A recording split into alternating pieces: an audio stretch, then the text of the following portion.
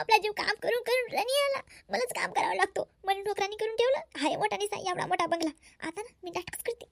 आता ना अशी नाटकं करते की मायराला जाऊन बसते दुख राहिलं म्हणून. लता आय लता. आता अशी नाटकं करते पहा तुम्ही. मरणाची नाटकं करते. उठतच नाही आता. पलंगाच्या खाली बिलकुल उठत नाही. लता 5:30 वाजत आले ना. त्या सुनीताला ते खायला द्यायचं असतं. किती टाइम झाला? कुठं आहे तो? झोपली काय? काय पाडून ठेवलं आता येई ना. मी नावाचं दांगडू करून राहिली परत. अरे लता उठ.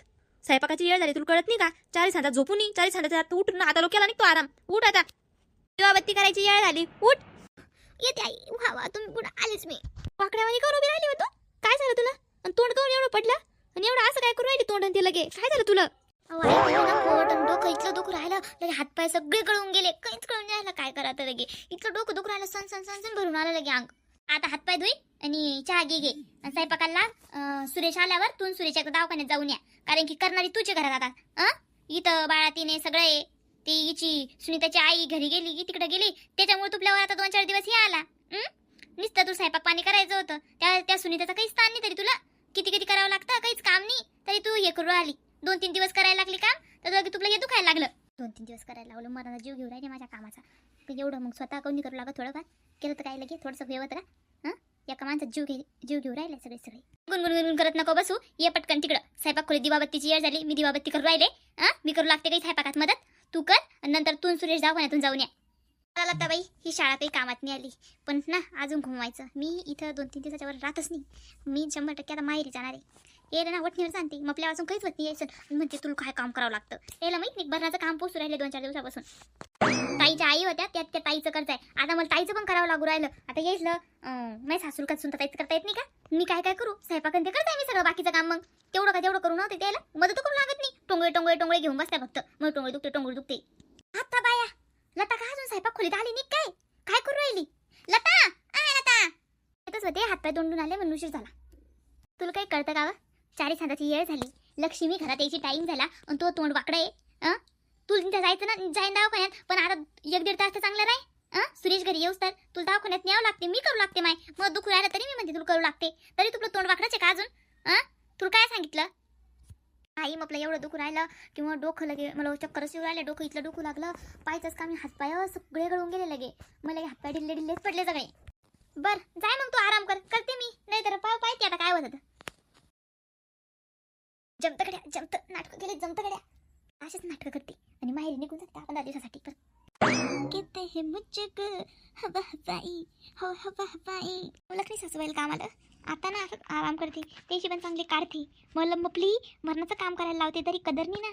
त्याला ना ज्याच्या नशिबात येतं त्याला कळतं. त्या करण तेव्हा त्याला कळण की किती काम करायला लागतं. म्हणजे तरी काय काम आहे. स्वयंपाक करणं हे काय जड झालं का कळण त्याला तेव्हा. आईला फोन तर लावून पाहिजे काय म्हणते आईचं काय सुरू तिचं. हॅलो आई काय म्हणते? बोल लता काय म्हणते? नाही लावला फोन. थोडा टाइम होता आराम करत होते तर लावला. म्हटलं तुला आठवण आलीत लावला फोन. तुला बरा टाइम भेटला मग बोलायला. संध्याकाळची 40 हाताची येणे दिवाबत्तीची स्वयंपाकाची. बाळातनीचं घर आहे तुमचं. एवढ्या मोठ्या खटल्याच्या घरात बरा टाइम भेटतो तुला अशा टायमाला. संध्याकाळच्या टायमाला टाइम काय भेटतो मा. तुला सांगते लगे अशी कटाळून गेले मी काम करू. काय सांगावं तुला. लगे मला दुखणं आलं म्हणून मी आराम करू राहिले. तुला आवाज तर वाटत नाही की तुला दुखू राहिलं म्हणून. तू तर चांगली आहे. अहो मा फोन कळतं का. मग दुखू राहिलं ताप येले. आज दवाखान्यात जायचंय मला तर दुखूच राहिलं थोडंफार ताप आली. मग स्वयंपाकाचं कसं हवं तुमचं. ती सुनीता कवळी बाळा तिने तुला सासूचे तर टोंगळे दुखते ना. ती पाहुणी पण नाही वाटतं आता.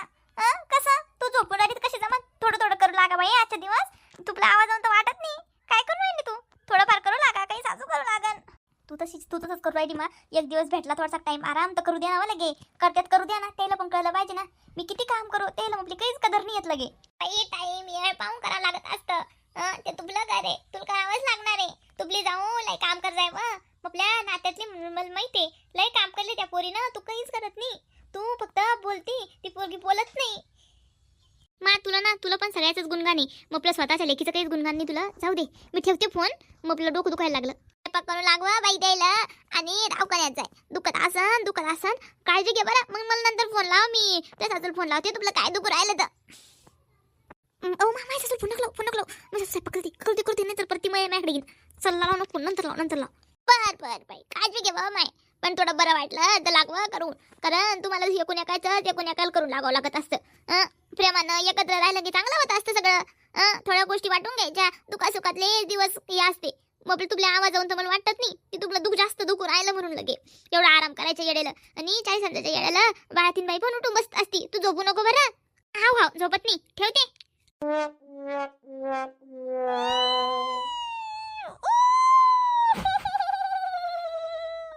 मी रडायलो झाले लगे, झालं सुरू बाई रडणं. तोडच एक सोडलं नाही, झालं रडणं सुरू हिचं. रडून काय झालं माझ्या पिल्लीला, काय झालं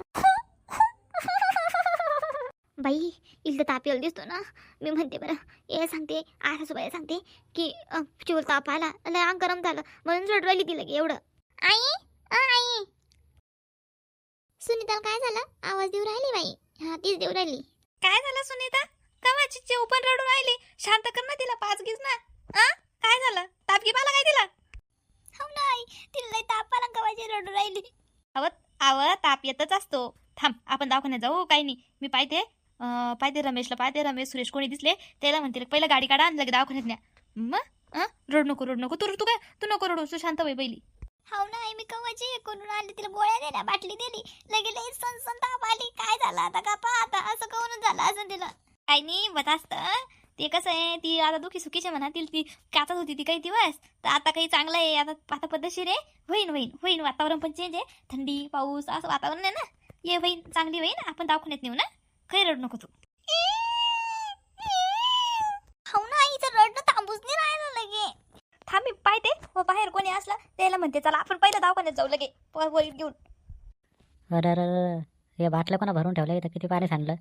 हे काम लाथातच दिसतंय मला, तिच्याशिवाय कोणा केलं नसेल हे काम. बाई बरं सुरेश दिसला. सुरेश काय म्हणते हो मा, काऊन आवाज येऊ राहिली मला? अरे चिवला ताप आली, चिवला दवाखान्यात न्यावं लागतं आपल्याला. चला बरं पटकन गाडी काढ, चल दवाखान्यात नाही. चिवला दवाखान्यात न्यायचं. आलोच मी गाडी काढतो मागच्या वाड्यातून, तुम्ही बाहेर व्हा, येतो मी गाडी घेऊन. गाडी काढली झाली. चिवलन वहिनी म्हणा या आता. हाव येतो आम्ही, बसतो. मी एकदा जाताना सांगते तिच्या खोलीत की घरावर ध्यान ठेव, आम्ही दवाखान्यात चाललो. ती तिच्या खोलीत काय करू राहिली? तिला बाकीचं आता काय, ती काय आराम करायची वेळ की? हो, चला. बरं काढली गाडी हाताला. सुरेश होता, सुरेशने गाडी काढली. चला पटकन.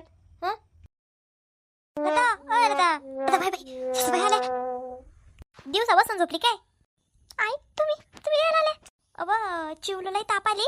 मी सुनीता आणि सुरेश आम्ही दवाखान्यात चाललो. तू एकदा घरावर ध्यान ठेव. तुला नेला असता, तू नंतर तू सुरेश नंतर जाय. चिवलं लई ताप आली, तू तोपर्यंत घरावर लक्ष ठेव म्हटलं. काय झालं चिवलं, काय झालं आई चिवला? मी सांगितलं नाही का, लई ताप आली, तू एकदा फक्त घरावर लक्ष ठेव. आणि तू पण एखादी गोळी घे. थोडं वाटलं तर काही खिचडीच कर, जास्त काही स्वयंपाकात करू नको. मी त्याची डाळ गिळ काढली होती, दाल खिचडी कर. दवाखान्यात गेल्यावर सांगते. काय म्हणते डॉक्टर, भरती गिळती ठेवतो का काय? लई तापली ती, दवाखान्यात नेतो तिला, अर्जंट दवाखान्यात न्यायचं. तू काळजी घे. बरं आई, जा तुम्ही, मी करते.